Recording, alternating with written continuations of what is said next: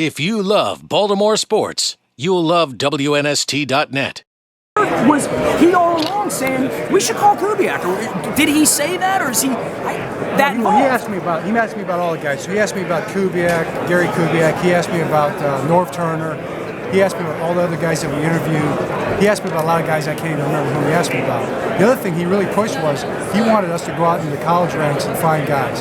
He pushed really hard for us to find the up-and-coming guy that nobody's ever heard of. So to say that Steve Bisciotti was adamant about us finding the name guy is just the opposite.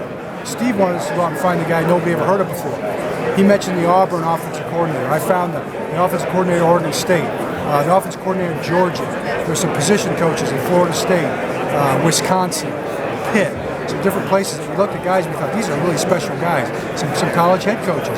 He wanted us to look at everybody, turn over every stone. I'd say more than anything, that was really his big push. Let's move forward. Oh, go ahead. Yeah, I was just going to ask because you communicated with Steve Bisciotti, Ozzie Newsome, and I know one conversation that we had was Joe Flacco's level of involvement. Clearly, if you had a rookie quarterback, second-year quarterback, where he's not in the league, established in the same way that Joe Flacco is, might not be as much of the case, but what was Joe Flacco's level of involvement as far as bouncing ideas off of him, or Joe, these are the guys we're talking to?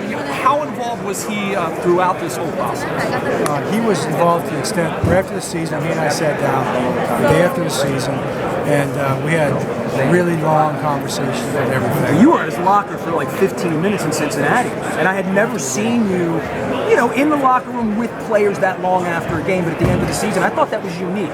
You were over with him and Dennis and Tyrod for a long time. Yeah, we were kind of talking about where we go from here, and what better time? I mean, you asked about when you start. We were probably starting at that moment, looking forward. Joe was just getting out of the shower, putting clothes on. He didn't have a towel on yet. It's like, Joe, put a towel on, then we got to talk, buddy. We got to talk next year. Yeah, but we talked the next day, and that was it.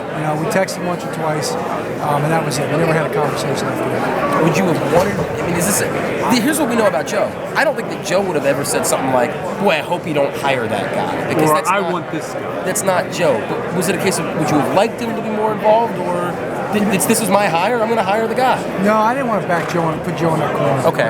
Where Joe had to like favor a guy, then you don't hire the guy, then you didn't hire the guy Joe wanted. They did hire the guy Joe wanted. To me, that wouldn't have been fair. That wouldn't have been fair to Joe. It's not Joe's guy. It's not Joe's decision. I think I know we can find the best guy for Joe.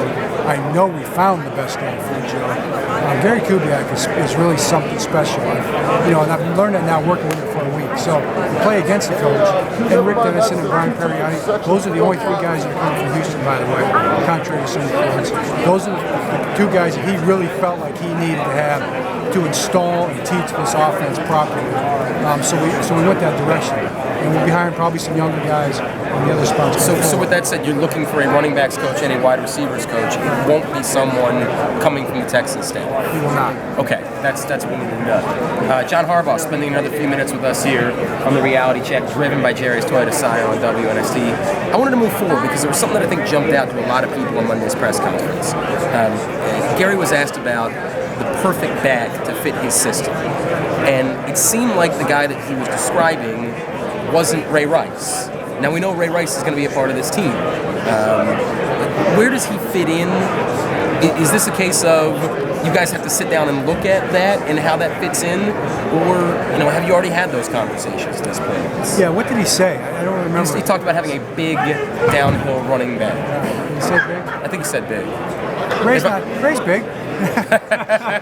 He's thick. He's thick. Yeah, you're right about that. He's thick. I know that Gary likes Ray Rice a lot. Okay. So, and Ray Rice can certainly be a downhill runner. We've run that scheme to some extent over the last few years. A lot of people criticize us for running that scheme, but a lot of people criticize you for everything. Yeah. You won a world championship last year. Rodney Dangerfield Do you remember that, of the by the way? NFL, right? Let's not put that out there. So they're going to pick up on that. No, I think Ray's determined to be the best he can ever be, and I know Gary likes Ray. So, but it's going to be up to all the players. I mean, everybody's going to have to come and prove themselves. So, I'm not going to sit here and annoy anybody. The guy, Ray Rice is a heck of a back in this league, but Ray has said, and I totally agree, he can't be played at 216 pounds. Right. He's he was 207, I think, his first year, and he's not gotten fat, he's gotten thick through all the weightlifting. We got to find a different way to train Ray. Do you think that was the biggest issue for him this season? I think so, and the hip injury, Right. Was he in the greatest shape of his life? No. He said he wasn't. That's on Ray. You got to come back in the greatest shape of your life every year, especially as you get older. So, and I talked to the guys in the meeting on Monday afterwards. The older you get, the harder you got to work. The more you got to be in the best shape of your life, because that's just to maybe keep even. Give yourself a chance. So Ray knows that he's going to have to come back in the greatest shape of his life. And if he does that, I would not bet against Ray Rice. A year ago, it seemed like the decisions that were made, and I know this is Ozzie and this is those guys, but I'm sure you're in these conversations, were made with a focus on replacing things on the defensive side of the ball. Right. The free agent acquisitions, the early draft picks on the defensive side of the ball. Right.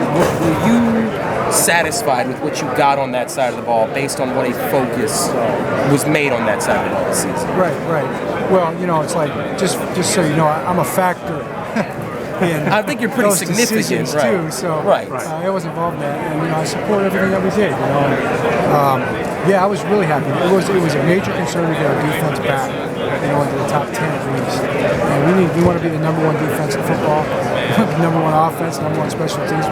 Whatever we need to do to be the best team, but we got our defense back to understand. We still have to get better on defense. We can't be giving up big plays at the rate we gave them up last year. That cannot happen. But we've got a lot better up front. We stopped the run a lot better. I thought we were more sound in underneath coverage and things like that. But against Cincinnati, we give up a drive that cost us a game. Once we tied it up, so we're not satisfied there. But it was really important for us to get our defense back. None of us anticipated that our offense would drop off like it did in doing that. And Anquan obviously was a major loss. Ozzie said it many times, we wouldn't have gotten those defensive players if we'd have kept Anquan. Could we have done something some way or the other? Someone who's a lot better with the numbers than I would have to figure that out. Everybody in town's figured it out. You know that, Coach. As far as the cap numbers, everyone sat down and gone through all the numbers. We got 70,000 capologists in the stadium every week. Yeah, it comes with your PSL license. You get a capologist. There's no problem with that. You guys, the funny thing about this thing, you have significant decisions that have to be made on the offensive side of the ball. Right. At the tackle position, namely, Right. at tight end, very significantly. Right. Your four most key players at those positions all are going to be free agents. Right. So it's funny because I think a lot of people say the focus should be going out and trying to get offensive players. So you're going to have to do your best to get those guys back just to begin with. You're right. That's the first step. We get as many of those guys back as we can. I mean, the more guys you bring back, the fewer guys you got to replace. And I don't want to take a step backwards and have to take a step forward just to stay even, if that makes any sense. Right. In other words, let's just add guys. Let's not lose guys as much as we possibly can. We've led the league since 2008 losing players. We're the only team in the top, remotely the top 10, probably more than that has lost. That's in the top 10 losing players and still winning football games. So what we've done is pretty incredible. And you get those compensatory picks, and that's what makes those so important. That's part of that process. That's what's helped us to do that. At the same time, let's not lose these guys. Let's lose just the number that we can, to get compensatory picks. But we may have to sign some free agents this year too, which we haven't done in the past. So whatever it takes to get all of our team where we need to get, it's not just the offense. We do need a free safety. To propose with Elam and Henry and those guys, because those guys, they play really well down close in there. I mean, James proved that he's a big-time player, and a starter in this league and all that. So, and Elam, I think, too, has took big steps that way, although he's got room to grow as well. So we've got to get better everywhere. I wanted to ask you something that Ozzie knew. If you love Baltimore sports, you'll love WNST.net.